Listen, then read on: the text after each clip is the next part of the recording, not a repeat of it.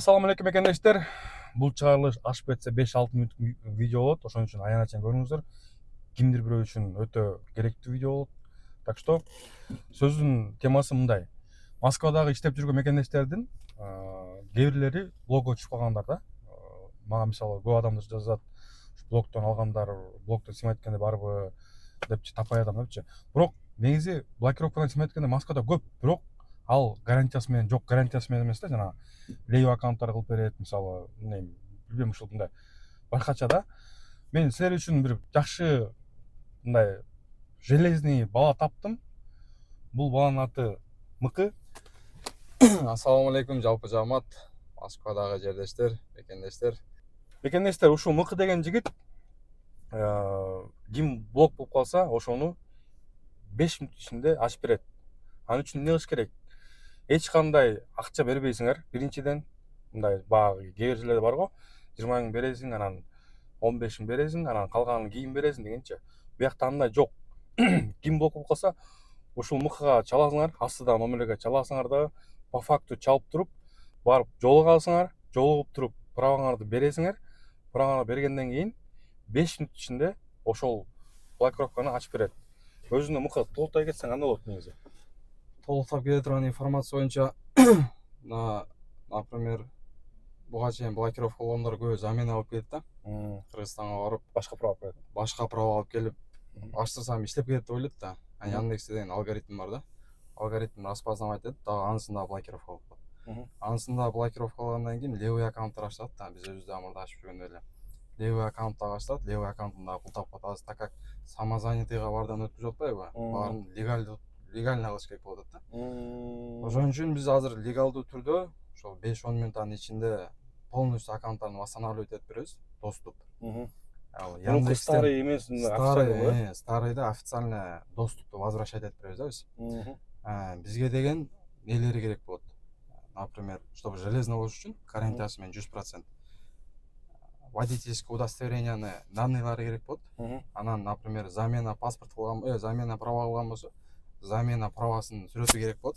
Анан левый аккаунттар ачтырган болсо, ошол левый аккаунттарда данныйлары керек болот да. Цифрасын алмаштырып нары бери кылып атпайбы? Ошолорду дагы данныйлары керек болот, чтобы Яндексте канча аккаунты бар болсо, ошолорду полностью снимать этебиз да. Негизи левый аккаунт менен иштегендер көп да Москвада. Левый менен иштегендер көп, бирок аларга деле уже суроо келип калды да. Азыр баардан самозанятыйга өткөрүп, андай кылып атпайбы, налог төлөсүн деп. Ошого, например, мурда кисарты болгон болсо, жана мой налог болгон болсо, мурдагы аккаунттарды ошону эле биз восстанавливать этип беребиз доступта. Ошол восстанавливать эткенде мурдагы данныйлар менен, мурдагы кисарты менен, мурдагы мой налогу менен иштей берет да. Бизге эч кандай предоплата телефондо чалып, например, акча котор дебейбиз. Если доверие болсо, акчасын которуп туруп, 5 мүнөттө ачылат, текшерип туруп которуп койсо болот. Либо встречага чакырабыз биз. Лучше келип эле жолугуп, таанышып, кол кармашып, правасын берет. Аккаунт ачылгандан кийин текшир дейбиз. Любой өзүнүн тааныштары болсо, таксопарктар болсо жибер дейбиз. Текширтип, өзү көрүп, кааласа бир заказ да алып көрөт. Өзү көргөндөн кийин, текшерип көргөндөн кийин анан акчасын берет. Ошол жерде акчасын берет. Дальше ишти кыла берет. Акчасы канча? Акчасы боюнча акчасы кымбат, бирок азыр биз деген могу комитетке жазып 1 ай убакыт нарак менен ачпай атабыз да. Биз деген 5-10 мүнөттүн ичинде ачып аткан үчүн биз өзүгө дагы кымбат түшүп атат. Акчасы 60 миң рубль болот. 60 миң рубль болот. Ошол акчасы бар кимге на самом деле керек болсо, ошол адам келсин, жөн эле чалып алып, Кыргызстанда туруп, ошондойлор да бар да. Кыргызстанда туруп алып ача берме, акчаны которуп коем да, анан ачкандан кийин кааласаң жаап сала бер, мен Кыргызстандан дегенде дагы болуп атат да. Ошон үчүн ким муктаж болсо, ошол нерсеге, кимге на самом деле керек болсо келсин. Келип жолугуп, таанышып, кандайдыр бир информация керек болсо аны да беребиз. Келип жолугуп, өзү встречага эле чакырабыз да. Келип жолугуп, ачтыргандан кийин акчасын берет. Анан туруп алып, тиги 20 миң которган 10 күндөн кийин ачылат, же 7 күндөн 10 күнгө чейин дебейбиз. Келди, встречага правасын берди, ачтырды, акчасын берди, кете берет, дальше иштей берет. Андан кийин гарантия бар да, что аны кайра алат. Андан кийин гарантиясы 100%, если өзү нарушение кылбай турган болсочу. Анан баягындайлар дагы болуп атат азыр. Например, грубый нарушение мененчи, баягы пассажирлар жалоба жазбайбы? Домогательство, пытался там еще чего-то сделать депчи. Ошондойлор дагы бар. Аларды дагы ачкан аракет кылабыз, бирок максимально түрдөчү. кайрыла берсин, бүткүл информацияны келип жолугуп личный встречада түшүндүрүп берели. Жок, негизи бул Москвада ушундай блокировка ачабыз дегендер көбөйүп кетти да. Блокировка ачабыз дегендер өзүңүз билесиз. Бул экөөбүз 2020 баштаганбыз. 2020-2021ден бери ушул 4-5 жылдан бери ушул сферадабыз, таксопарк сферасында. Биз өзүбүз дагы өзүнө личный опыттан ачып жүрдүк. Эми колдон келишинче жардам берип жүрдүк. Бесплатно да ачып жүрдүк, платно да ачып жүрдүк. Вывод все равно нелегальный нерсе бул. Узакка барбайт да. Легалдуу түрдө качан бул Яндекс өзү доступту возвращать этип бергенде водительге, өзү могу сенин аккаунтуң ачылды деп доступ к сервису восстановлен деп келет да. Ошол доступ к сервису восстановлен деп келгенде гана бул легалдуу түрдө болот да. Анан башкалар бул обход жана эле эми аккаунттар узакка барбайт да.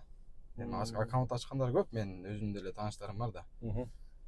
Ошондуктан кайрыла беришсин кеңири. Бүткүл информацияны личный жолугуп дагы түшүндүрүп беребиз.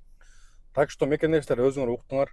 Эң главный негизи акчаны бербейсиңер заранее, эч ким заранее акча силерден сурабайт.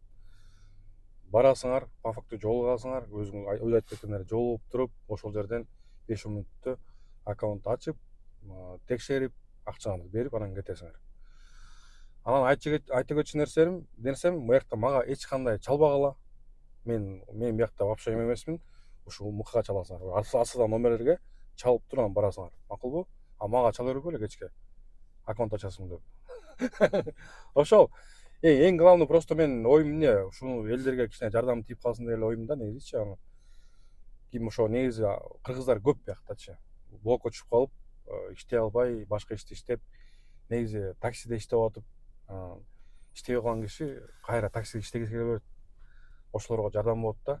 Ошон үчүн мекендештер, кимдердин тааныштары блокко түшүп калган болсо, ушул видеону жиберип, же ушул МКнын номерин жиберип, ошолорго совет кылгыла.